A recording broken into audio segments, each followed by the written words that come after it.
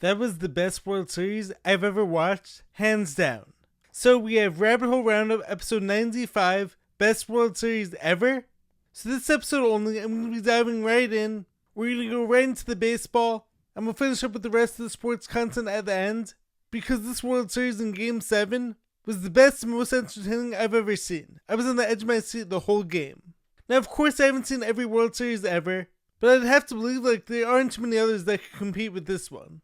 Let's start with the 9th inning, and then we'll work our way back, and then go back up to the finish. That had to be the biggest plot twist I've ever seen. The Blue Jays had this game within reach, you could feel it. Then 9th inning comes, Jays are up 4-3, and Miguel Rojas, not Shohei Ohtani, the guy who the announcer said give him something to hit, who only had 7 home runs on the year, hits a home run and ties it up. Then in the bottom of the 9th inning, you have Rojas make a game-saving play in his throw to home, off his back foot. This game goes 11 innings, and in the 11th you had Will Smith hit the go-ahead home run, but it wasn't over yet, because the bottom of that inning, Vlad Jr. hits a double to start the inning, gets bunted over to third, and yet the Jays were not able to get him home. Yoshinobu Yamamoto got his 3rd win of the series, and his 2nd within 2 days. Oh, and I also can't fail to mention that insane catch that Enzi Pajes had, where he had to knock over his teammates to get the ball. Now, let's rewind this a little bit. Max Scherzer, Mad Max, came in fired up, and I was loving it. He gave the Jays everything he could, as the 41-year-old went 4 1/3 innings, and gave up just 1 run. On the other side, Shohei Ohtani came out a little bit shaky, I think, but he made it through the first 2 innings scoreless. I then tweeted at this time that I thought the Dodgers should take him out, and I thought that Roberts was going to, as of course he was probably extremely tired. He went into the 3rd, gave up a 3-run home run to Bo Bichette, who couldn't even run properly this game because of his injury. George Springer was 3 for his first 3. Ernie Clement, the sudden hitting machine, got up to 30 hits this postseason, a record-setting number, and Vlad Guerrero wasn't too far behind him as he was only 1 behind him with 29 this postseason. Moreover, the Jays' fielding was essentially flawless in the series, as that team plays small ball so well, but yet it still came up just short. The Dodgers used Snell, who came up clutch. Glasnow gave them over 2 innings. But Yamamoto of course got the win. Also, Shohei, although he gave up 3 runs pitching, he also had 2 hits at the plate. What a game and what a series, I don't even know what else to say. But if you're not watching baseball because you think it's boring, you're just simply not watching enough. Clayton Kershaw goes out with his 3rd World Series ring, and finishes off his legendary career as the Dodgers go back-to-back. The amount of sudden changes in that game and in that series were crazy. And that whole plot twist in the 9th inning, you couldn't have written a better story even if you tried. I mean, once again, Miguel Rojas, not Shohei Ohtani, is the one who ties it up. What a game and what a series between 2 amazing teams who fought hard and gave it their absolute all. I do feel really bad for the Jays getting that close and being well deserving. It sucks that one team had to lose and sucks that it was them. But what a series, hats off to both teams.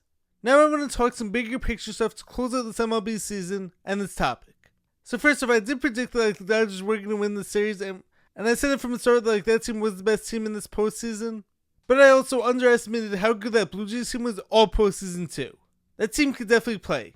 If we're being totally honest, that team was probably the better team in all facets of the game, even in Game 7.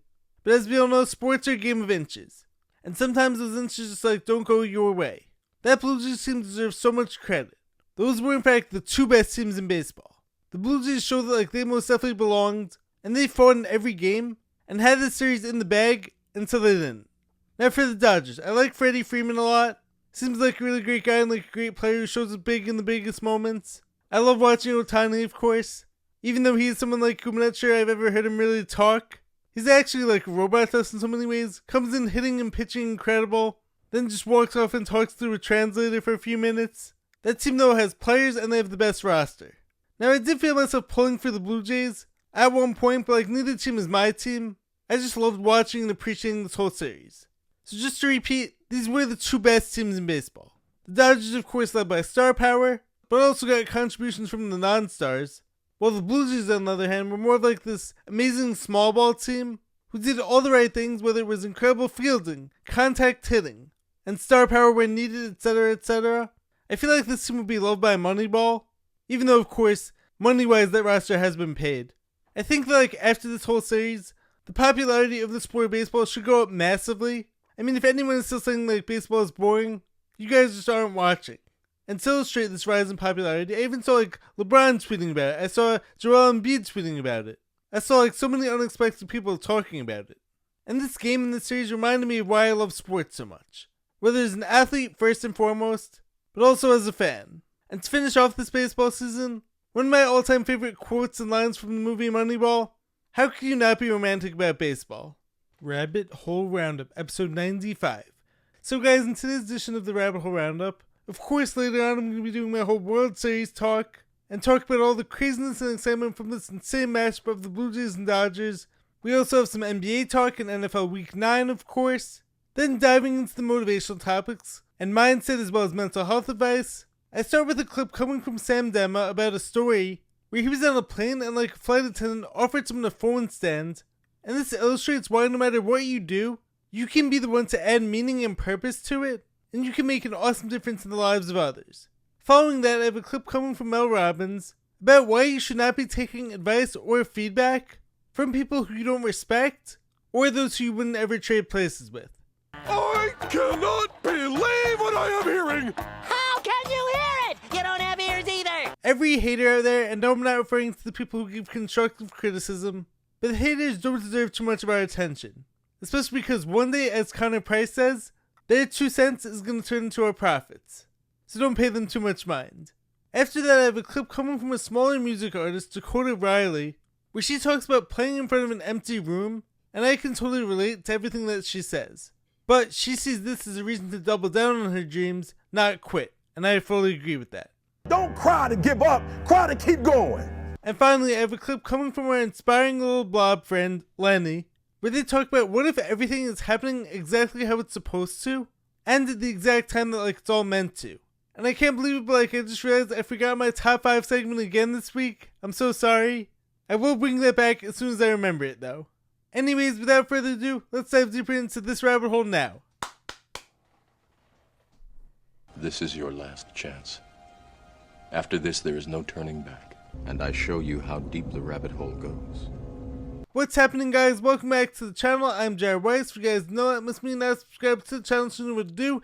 Hit that subscribe button, be sure to leave a like, drop a comment, let me know your thoughts on the video. Follow me on every platform, and if you guys haven't done so already, make sure to check out my book, Fight Through It by Jared Weiss. All links purchased on my website was jaredryanweiss.com. That's JAREDRYANWEISS.com. Buy the book, support me, and make sure to check out all the awesome shirts in there as well. Every shirt has been designed by me. Every shirt is made of 100% organic cotton. So like, any support at all, as I'm always saying, would be very much appreciated. So let's dive deeper in now. So to start with, I have a clip coming from Sam Demma, where he tells a story about a flight attendant and a phone stand. Let's listen now. I've had the opportunity to travel on hundreds of airplanes. I have never heard a flight attendant say this to a passenger before. I'm sitting in seat 22F. Josh, the flight attendant, was serving snacks and refreshments. And he looks at me and he says, "Sir, pretzels or cookies?" I said, "I'll take the pretzels, please." And he reaches across the aisle and he hands me pretzels. And he noticed that the gentleman sitting across from me was staring at his phone watching a TV show like this. And he asked him the most simple question: "Would you like a phone stand for that?" I've never heard a flight attendant ask this question to a passenger before. I thought he was gonna grab a new phone stand in a box from Amazon and hand it to this guy. But he did something even more special. He grabbed a paper cup and he ripped the rim of it into 4 equal flaps, and he flipped 3 of them back inside the cup, and the 4th one extended forward and he bent upward like a little ledge. And then Josh went to the row behind us and did it again for 2 more passengers. I've been on hundreds of flights. I've never seen a flight attendant do this. And so before Josh was out of reach, I ran over and I was like, "Do United Airlines train you to do this?" He said, "No, they didn't train me to do this. I just feel really good when I'm in the service of other human beings." So first, just to give some flowers to Sam and like his awesome account, he's an incredible storyteller. You can tell like that he's just always looking for real life examples to support all of his optimism and positivity, and I love it. So this flight attendant could just like did their job as is and went through the motions. You know, the whole chips and cookies, walk by, tell everyone to put their seat up, etc., etc. I need you to take your seat. The fasten seatbelt sign is on. But I believe that like it's not what you're doing, but how you do it that gives it purpose and meaning. It's like, for instance, if I'm playing basketball, I could either shoot around or I could train. And those 2 things have very different meanings, of course. One is just nonchalantly putting the ball in the basket, while the other is putting intent behind every movement that I make. You can go to work, or you can make a difference. Is what you're doing just a job, or are you trying to build like a long-term career? And an amazing one. What do you do down there all day? TCB, taking care of business. And even the simplest jobs can have meaning, or at least temporarily, and can be part of your purpose. And you can make a difference in others' lives no matter how small. I'm someone who believes that how you do one thing is the way that you do everything. So, I hated school and I disagree with so many of the viewpoints that were being put forth when I was in school, and I couldn't stand all the homework and all the ridiculous stress that was put on me and others, but yet I always gave my all and performed really well in school, because I knew that I was going to be able to translate those traits into all other aspects of my life. Whether as an athlete, a content creator, I had to work on goal setting, planning, time management. So these were not just things to get me through horrible, annoying school, but to help me succeed now. So I decided to translate those qualities, even though so much of school, of course, was pointless once again. School is for chumps. Even if you work at McDonald's or fast food, you are serving people daily. So can you put a smile on other people's faces? Give people a bunch of compliments. Can you do a Squidward one said, which is service with a smile? Sincere service with a smile. So think about this with whatever you're doing. No matter how small or seemingly insignificant, you can put meaning into it and make a positive difference. Next, I want to share a great Mel Robbins clip where she says to stop taking feedback from people who you don't respect. We've just been going through our podcast reviews, trying to, of course, improve and level up. We've been doing the show for 7 years, and we're how can we make it better? How can we best serve our audience? Okay. And a lot of the feedback that we get from people who don't like us is just, you're ugly.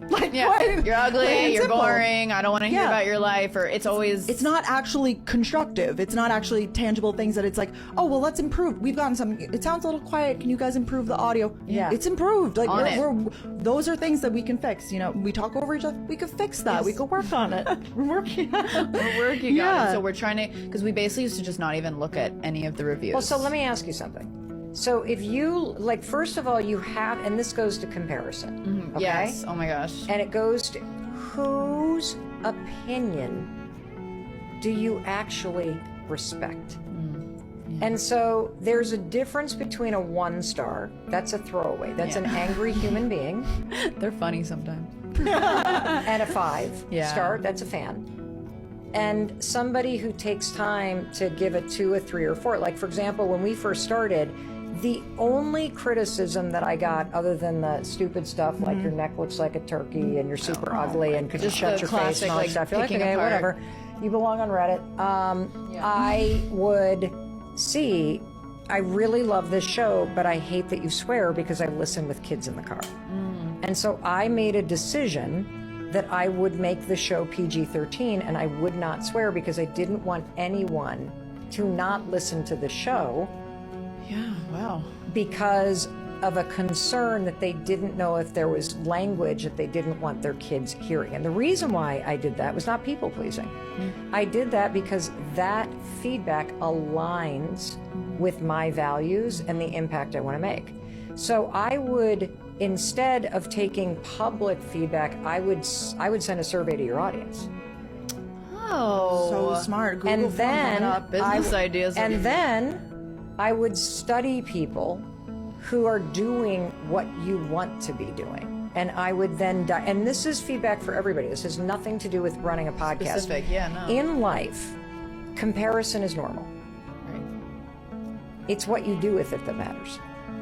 And so you have to ask yourself, first of all, when you will kind of handle comparison and criticism the same way, I only take feedback from people that I respect.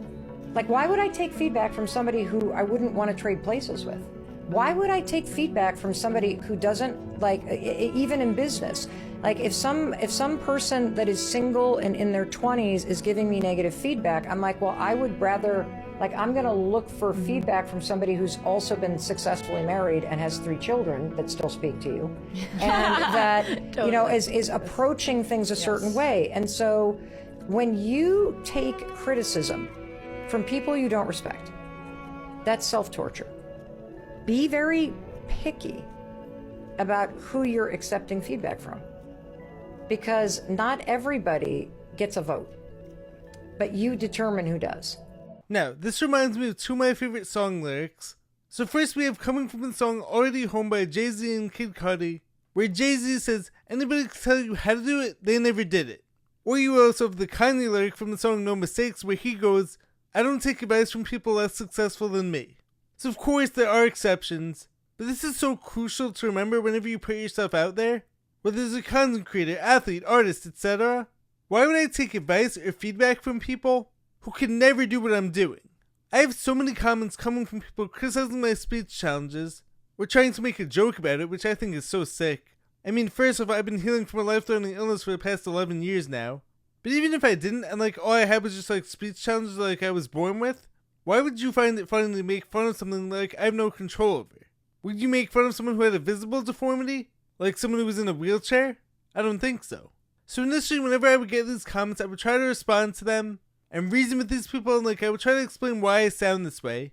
Even though of course I love myself as I am. But what I ultimately realized, and one of my old co-hosts, RJ, actually brought this up, these people are showing me that they can never do what I'm doing. I'm posting every single day and 2 full videos a week while healing from major health challenges, which include speech challenges of course. But these people are admitting to me that being able to speak quote-unquote correctly is the only thing that like they have over me. But here I am posting every day, while these people so often have no profile picture, or would be like way too afraid to ever speak in front of a camera. So who's winning here? Or would you take basketball advice from someone who's never played the game like and who can't even dribble a ball? This girl, 5 feet nothing, blocked my shot. Would it matter to me if someone told me like I was a bad athlete if that person trips over their feet every time they try to run? Would you ask a poor person how to make a ton of money? So it's like what you have to realize whenever you put yourself out there, you're gonna have critics, you're gonna have haters. And I'm all for constructive criticism.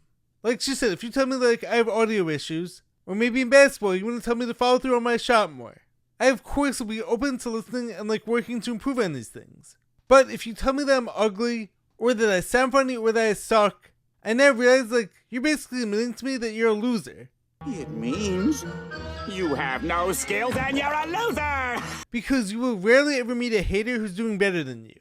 That's just the facts of life. So keep hating because one day your 2 cents will turn into my profits. Moving ahead, I have a clip coming from a hardworking, yet smaller music artist. Her name is Dakota Ryleye. And in this clip, she talks about playing in front of an empty room.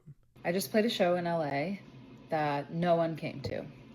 No one except for 2 family friends of mine.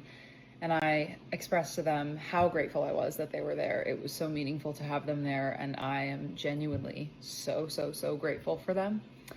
But other than that, I played to a room of musicians and people that were running the venue or working the event. And I don't want this to sound ungrateful because I'm grateful for the opportunity. I'm grateful for everyone that I met. I'm grateful to the musicians that I played with. They're extremely talented. I am not doing this just for fun. This is my life. This is who I am. I have poured everything into this. I write all my music. I own all my own masters, which takes a lot of money. I pay for all of these events and everything that's going on, the travel, you name it. I work a side hustle. I work very hard to keep my side hustle and to have that side hustle be flexible for this music career. I grind every day for this career to make this work. And it is not worth it to me to just do it for fun. It's not. That's not what I want. I want stadiums. I want people to connect on that level. I want everyone to be in the room for the same reason because they all related to music that I wrote. And I want to create that community so that people can have that. And this show lit a fire under my ass. And so I'm releasing a song on September 26th. I'm going to play a little bit of it right now. And if you like it, follow along. If you relate to it, follow along. I promise there's more where that came from. And I just love it. And that's what I want to do. And this is my life. And yeah, this is Prince of Connecticut. And it comes out September 26th. Tell me what's it like not getting what you want.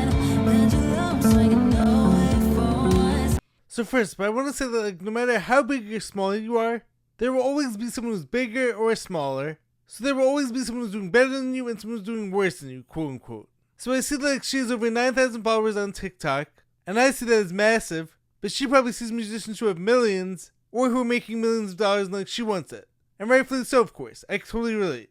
So I just want to like bring that to your attention. How first we need to appreciate where we are, and how far we've come in order to get to like where we want to ultimately get to. But I can totally relate to everything she's saying. I'm also working incredibly hard on my dreams, not making the money I want. I too have to like work a side hustle and like work so hard to keep the hours flexible in order for me like to work on all this and grind away at everything I'm doing on here. And so it can get super lonely working on your dreams with no or minimal recognition. I've said it on here plenty of times. I have so many videos and so many posts where I'm the only person who likes it. I look around and like I see people working not nearly as hard as me or for as long as me, who are getting thousands or even hundreds of thousands of likes. And of course it's not fair. Life isn't always fair. But my favorite part is like rather than take this as a sign to quit, she's taking this as like a reason to double down on her dream. And this is of course exactly what I've been doing as well. And plus, you never know who you're inspiring. As I shared and reposted 2 weeks ago now, one of my followers on this page made a video talking about like how much she loves my content and prefers to watch my sports content over ESPN. Sometimes we don't realize how our content, or even just simply our persistence, is inspiring to others. There's always someone watching even when we don't realize it, and what's the message that like we want to send to that person? We need to be our own biggest fans every time that like we are playing to an empty room. I released my book last year that like I worked on for 4.5 years, and initially I did have some success for an unknown author, but now I can't even remember the last month like I actually sold one book. I still promote it in every single episode, and I do believe that like one day it will be a bestseller. I also came out with my own t-shirt line this year. I thought this was going to blow up because I believe that like everything I do deserves to, because of the passion and like work that I put into it. At this current time, I've sold maybe 15 to 20 shirts, and most of those are either me or my family. But how many did I buy? 5, because I love what I'm doing, I believe in it so strongly, and I of course wear these shirts all the time. So you never know when your time is coming, but if you don't quit, there's always a chance that like tomorrow's going to be the day. Or it could be a several year slow grind. You're being tested during this waiting season, but you are strong enough to handle it. And that's why we can't give up. Now finally, before I dive into this week's sports recap section, I have another awesome clip coming from Lennie, the cute little blob on social media, that reminds you that like you're exactly where you need to be, and of course, all of us could use this reminder. Hi. I think one of the scariest things about this existence can be wondering if you're on the right path and wondering if you're making the right choices. It's so easy to go down the spiral of, what if I'd done this? Or what if I'd said that? Where would I be now? But hear me out, okay? What if every choice is the right choice? Because your journey is happening exactly how it's supposed to. What if there aren't any hypothetical existences to get FOMO about? Because what if it's all going exactly to plan? Maybe the plan is ups and downs and highs and lows and the people around you and the love in your heart and feeling weird and feeling amazing and being able to find gratitude in all of it. I may just be a cheesily optimistic blob, but I truly, truly believe that what isn't meant to be will pass you by, and what is meant for you will never miss you. Your path is perfect because it is yours and yours alone, and oh, isn't she a beaut? I love you so much. Bye. So, I couldn't agree more. What if everything is going exactly according to plan, even if it's not your own, or not how you initially saw it? All the people who've come in and out of your life, the time spent waiting and grinding for all of your success to come, the doubts, failures, disappointments. What if it's all leading you to your best place? As I'm always saying, it's so easy, especially these days in the whole social media age, which is great in so many ways, but of course a double-edged sword in so many others. We see everyone else's success right in our face, so it's only natural to compare. And especially when you're in your 20s, as I am, this is the toughest part, I believe. We're all on our own timelines, so if our path looks different from someone else's, we may think like we're doing something wrong. This person has a happy relationship. This person has like super successful job. This person's doing X, Y, and Z, while you're nowhere near where you want to be, or don't have any of the things that like others your age have. Now first off, a lot of times what we see on social media is very fake and very far from the truth. Fake. That super happy marriage or relationship is actually a ton of fighting and toxicity behind closed doors. The person flexing how much money they have either doesn't actually have it, or they're in fact miserable. But also, our path is our own. It's not meant for anyone else to understand. I saw a quote the other day that said, Don't expect people to understand your grind when God didn't give them your vision. You only look crazy until it works, and then you're a genius. So even if you don't have it now, in spite of working insanely hard for it, it's coming. But trust the process, and stop trying to fit into like this neat timeline that society tries to set like for everyone your age. I mean, there's a reason why so many people who just follow everything that like they're supposed to end up miserable. If you're working towards something, that's special. And it's special to wake up every single day with that big dream and big goal to work towards, even if you haven't made it yet. So believe what Lennie says, it's all working out in your favor. Anyways, on to this week's sports recap. World Series talk, NBA and NFL, let's go now. Anyways, on to the NFL talk now. So every year I get hooked on one player in every sport basically who gets given up on by everyone else. And it almost always happens to be the veteran. So for instance, there was Nate Robinson. In the NBA, of course, I was also a huge Ryan Fitzpatrick fan towards the end of his career. This year in the MLB, it was Charlie Morton, Max Scherzer, and Justin Verlander. And as many of you know in the NFL this year, my guy has been Joe Flacco. I was seeing something in him like I felt no one else was, and of course, I got proven right. This guy, since getting to Cincinnati, has been one of the best QBs in the NFL. Now unfortunately though for him, that Bengals defense becomes the story here. So in this week, Joe Flacco led what should have been one of the best stories and best comebacks, maybe even in like NFL history. He had 470 yards and 4 passing touchdowns while playing through a sprained shoulder. Oh, and he's also 40 years old. But he and T. Higgins and also like Jamar Chase were looking like the best trio in football. Joe Comm was absolutely cooking in this game. But as incredible as Joe was, the defense was even worse. Now the story should have been both this week and last week that Joe Flacco's been playing the best football of his career and has been one of the top QBs in the NFL since arriving in Cincinnati. But instead, like, it becomes that the Bengals defense can't possibly be any worse. I mean, Flacco led the Bengals 14 points in 49 seconds after it looked like this game was out of reach, and yet they recover an onside kick and take the lead, and the defense gives up 47 points, and makes Caleb Williams look like this incredible QB, even as he scrambles all over the place, and that defense misses like 5 straight tackles. And of course I don't want to take anything away from Caleb Williams, because of course he did play a great game, but against a horrible defense, which seems to be a pattern for him. Anyways, in other surprising games from this week, the Steelers won a big game against the Colts, who were 7-1 going into this game. Aaron Rodgers looked great once again, but the story in this game was actually the defense finally coming through. Daniel Jones had 5 turnovers in this game, despite playing an MVP level all year prior to this. Jonathan Taylor, of course, wasn't really able to get going either, and the Steelers moved to 5-3. That team can be elite, but of course they're on the cusp due to defensive inconsistency, unlike the Bengals who have 0 defense. Next up, let's polish off that division with the return of Lamar Jackson, who destroyed the Dolphins in that Thursday night game 28-6. Lamar looked like he didn't miss a step as he threw for 4 touchdowns and was of course dealing. I don't want to say it, but like after that game, I said that like the Ravens might be favorites to win that division. Then after that, I was hoping like I could say the Bengals held them off, but nope. At least the Steelers and Aaron Rodgers go up another game. The Dolphins, of course, have a lot of problems on that team at an organizational level, it looks like. I do think a lot of people love to jump the gun giving up on Tua, and of course he did throw his coach under the bus last week, but he does have flashes of greatness, marred by flashes of looking horrible. The Denver Broncos seem to only turn on in the fourth quarter of games. Bo Nix could barely complete a pass until that fourth, and then like he finishes up the game with 2 touchdowns and the Broncos get a comeback win. CJ Stroud took a nasty hit and got knocked out of that game, and the Broncos kicked the game-winning field goal to escape with a narrow win. My favorite team, the Green Bay Packers, lost to the Carolina Panthers. I just like don't get it, because one week that team looks like the best team in football, and the next it seems to be playing down to their competition. Unless, are the Panthers really that good? Rico Dowdle though, like, is definitely for real.